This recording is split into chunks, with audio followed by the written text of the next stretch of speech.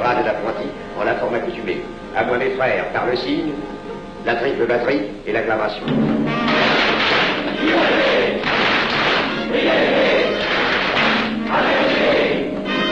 Prenez place, mes frères, les travaux sont ouverts.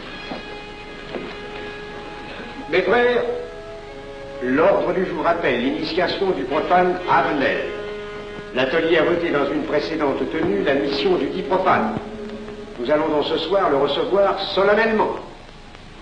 Mon frère couvreur, veuillez aller chercher le profane Avenel qui a écrit son testament philosophique dans le cabinet de réflexion.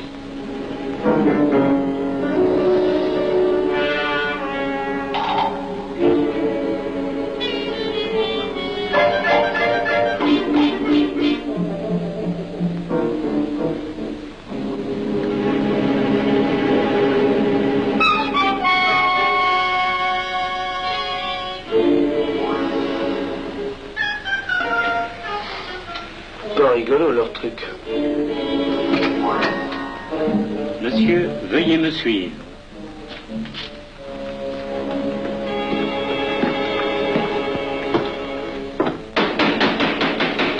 Qui frappe ainsi régulièrement à la porte du temple? Vénérable maître, c'est un profane qui demande à être reçu maçon s'il en est jugé digne. Frères, armez-vous de vos glaives. Faites entrer le profane.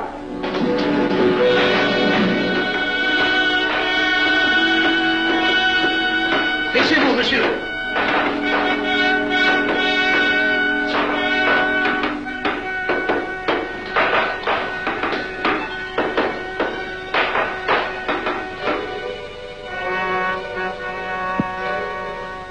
Monsieur, cette épée que vous sentez sur votre poitrine est toujours levée pour punir le parjure.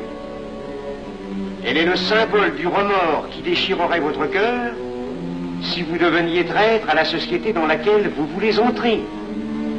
Est-ce de votre propre volonté, en pleine liberté, que vous vous présentez parmi nous? Oui. C'est une institution qui ne procède que d'elle-même. Elle prend sa force dans la raison. Persistez-vous toujours dans vos intentions? Êtes-vous bien déterminé à vous soumettre aux épreuves, quelles qu'elles puissent être? J'y consens. En ce cas, confiez-vous à la main qui va diriger vos pas. Mais, comme il serait imprudent de s'imposer des obligations dont on ne connaîtrait pas l'étendue, il est de la sagesse de cette respectable assemblée de vous dire quels seront vos devoirs si elle vous admet dans son sein. Le premier est un devoir absolu de secret sur tout ce que vous pourrez entendre et découvrir parmi nous, ainsi que sur tout ce que vous verrez et saurez par la suite. Je dois exiger de vous un serment, prêté sur la coupe de l'éducation. Consentez-vous à le prêter? Oui. Frère expert, faites approcher le profane. Et vous, maître des cérémonies, apportez la coupe des serments. Présentez la coupe au profane.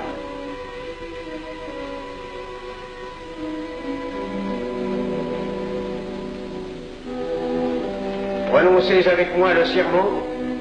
Je m'engage sur l'honneur, au silence le plus absolu, sur tous les genres d'épreuves qu'on pourra me faire subir.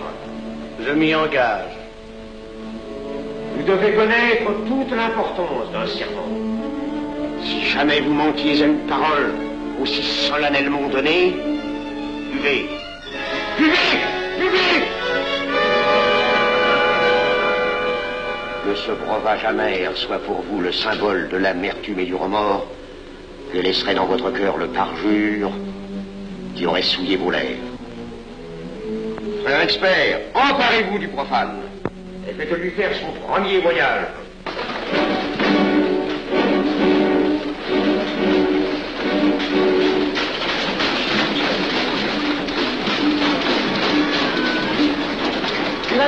C'est un profane qui demande à être reçu maçon. Comment ose-t-il l'espérer? C'est qu'il est libre et de bonne mœurs. Puisqu'il en est ainsi, qu'il passe.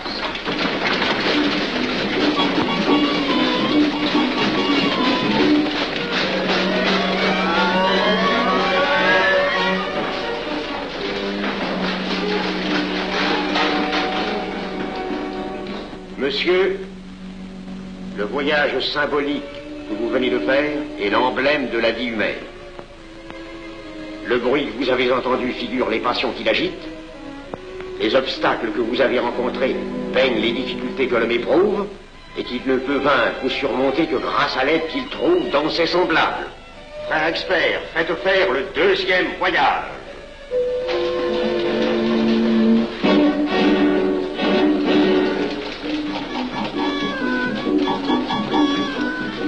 Qui va là?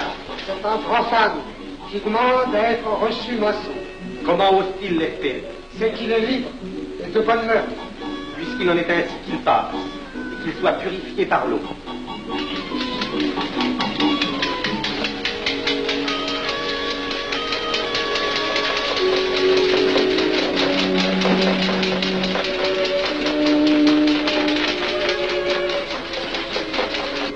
Monsieur, nous avons procédé à l'épreuve de l'eau qui représente l'épuration de votre esprit naissant à la vie maçonnique. Votre cœur doit être limpide comme l'eau pure. Frère expert, faites faire le troisième voyage.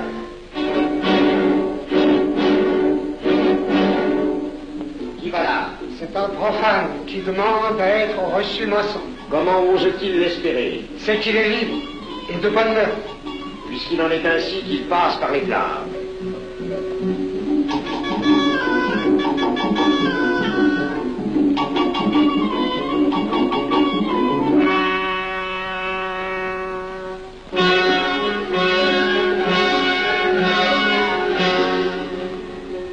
Monsieur, les flammes dont vous avez été environné ont achevé vos épreuves. L'ordre maçonnique dans lequel vous demandez à être admis pourra peut-être un jour exiger que vous versiez jusqu'à la dernière goutte de votre sang pour sa défense et celle de vos frères. Je vais maintenant vous faire prêter serment à la franc-maçonnerie. Frère expert, amenez le profane à l'hôtel. Mes frères, debout, à l'ordre et lèvent vos mains.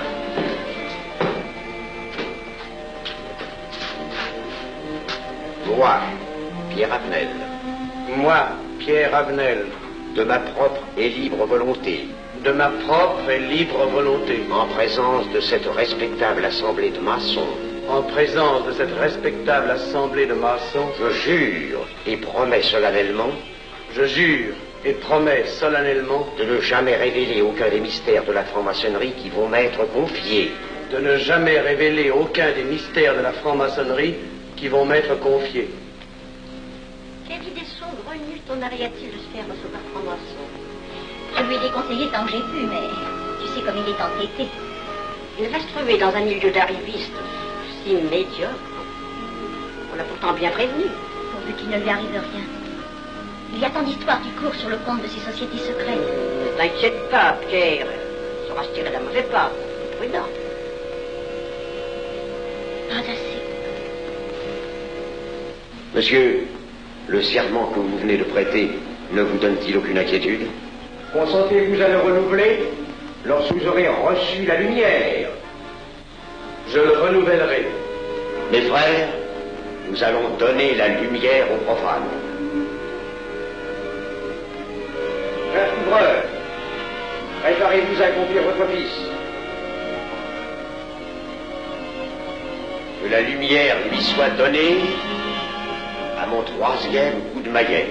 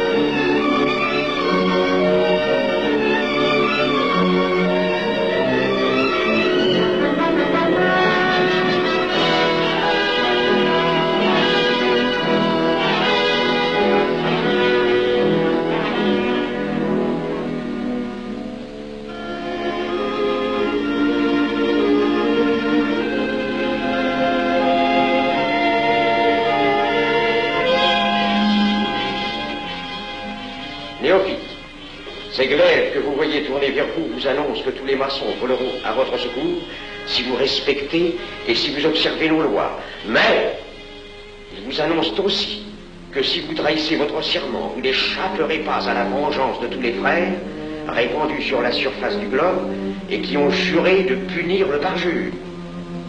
Le jurez-vous, mes frères? Nous le jurons.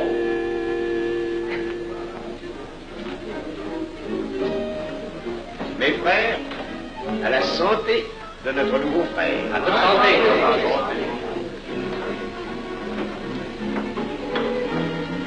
Mon très cher frère, qu'est-ce que vous pensez de cette soirée? Eh bien, c'est curieux. Cette cérémonie est très impressionnante. Mon cher frère, pourrais-je vous laisser ma carte au cas où vous auriez besoin de mes services?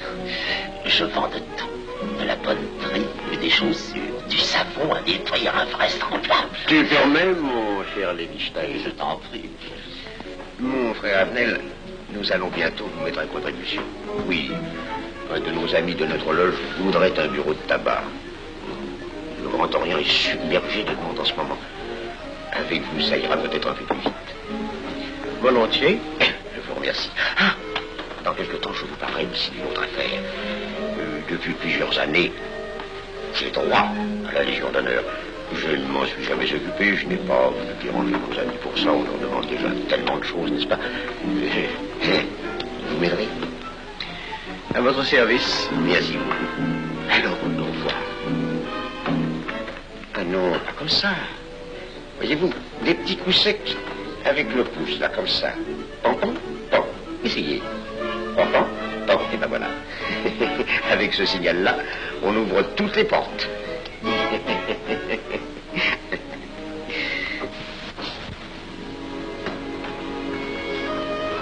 Alors, content? Bon. Tu as l'air contrarié. Oh non. Déjà déçu? Pas encore. Tu me raconteras la séance. Ah, j'ai juré de ne rien dire. Même à moi? Écoute, c'était pas ridicule. C'était étrange.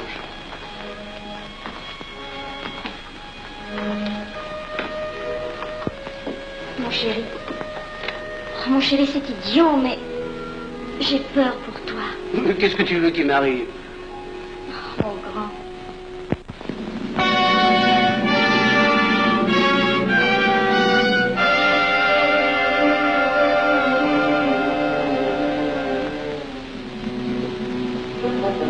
Mon très cher frère Abnel, vous êtes député.